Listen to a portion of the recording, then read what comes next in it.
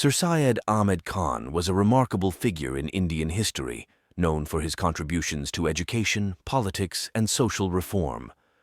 Born in 1817 in Delhi, India, he was a member of a noble family and received a traditional Islamic education. Sir Syed was a strong advocate for Muslim welfare and believed in the power of education to uplift the community. He founded the Aligarh Muslim University in 1875, which became a hub for Muslim education and intellectual growth. He also established the Muhammadan Anglo-Oriental College, which later became the Aligarh Muslim University. Sir Syed was a pioneer in promoting scientific education among Muslims.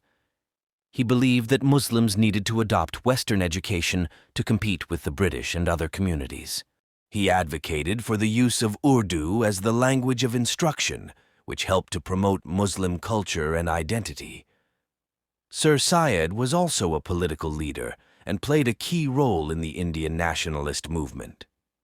He was a strong advocate for Muslim-Hindu unity and believed in the importance of cooperation between the two.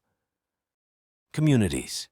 He was a member of the Indian National Congress and worked closely with other leaders to promote Indian rights and interests.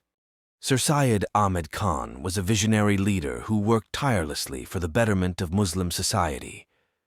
His contributions to education, politics, and social reform have had a lasting impact on Indian history. He is remembered as a champion of Muslim rights and a pioneer in promoting education and intellectual growth.